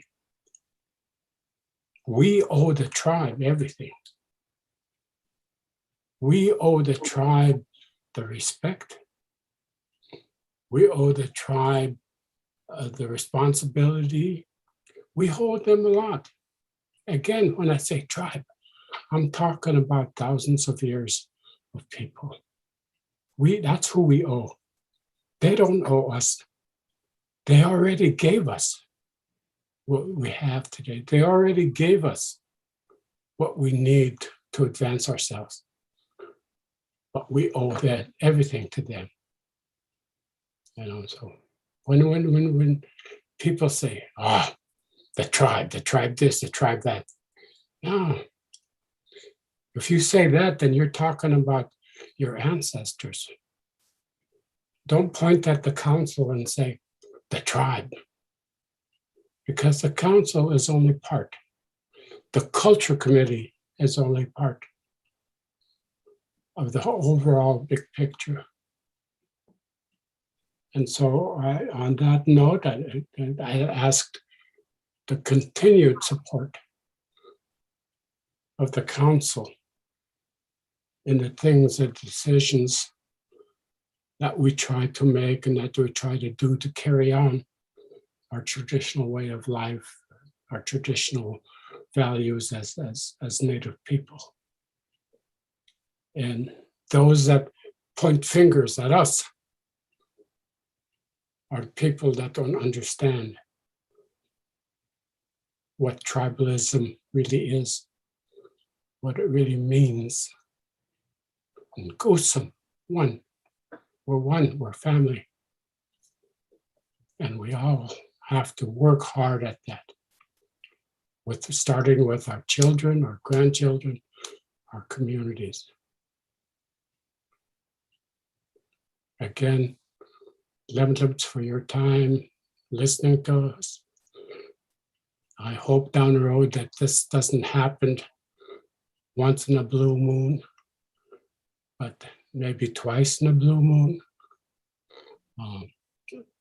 And I think that, being family, that's we learn from each other. I always say, if you don't understand something, you're going to either hate it or dislike it. So if you look at a person, I don't like him, that's because you don't understand him or you don't know him. When you get together as a family, you start to know, you start to understand that hate, that fear, all that disappears. You become family again. Lemdom.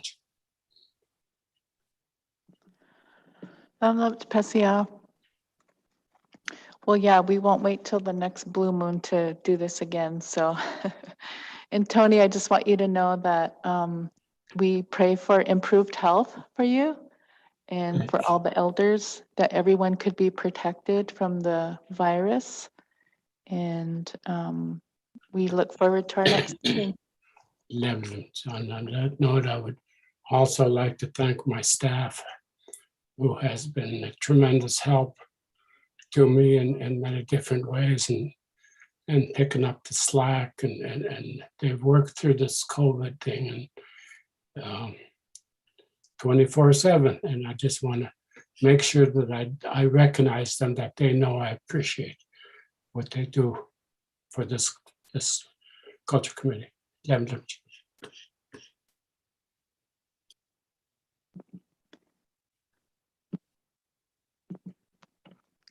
Okay, everyone, have a good day. And we will take a break before our next item, which is enrollment.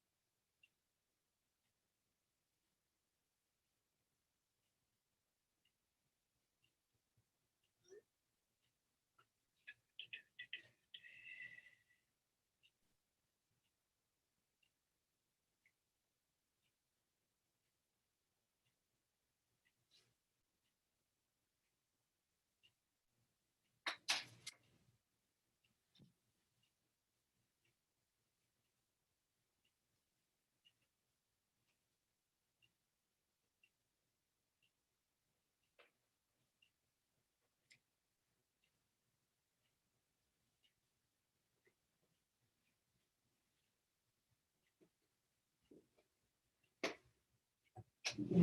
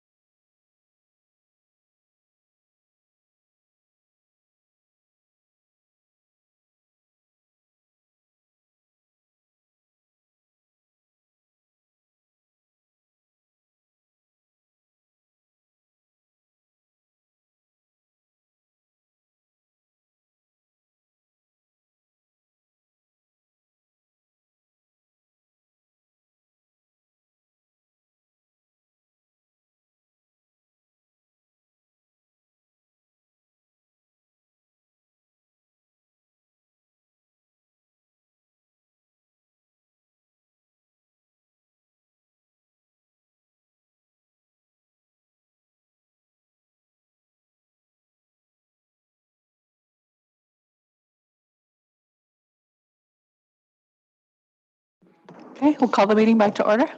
Good afternoon, Arlen.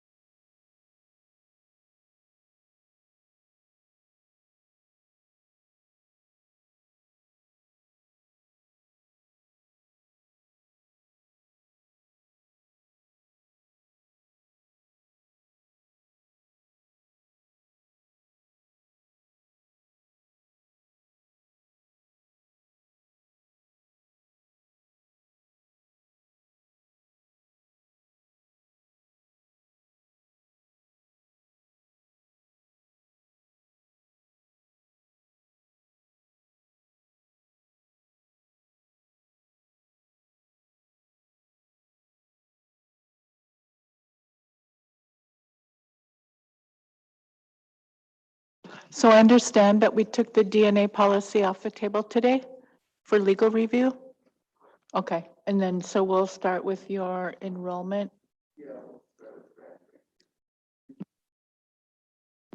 We'll start with Brandon Ray Pierce. Alrighty. There wasn't very much on Brandon's. It was what is this one? Is because Andrew Nomi. He was he's not in our team system, but he's in our big book because it's that long ago. Like what's this one? Yeah, he isn't listed because Do we need to do this first part in executive? Yeah. Okay, we'll go out of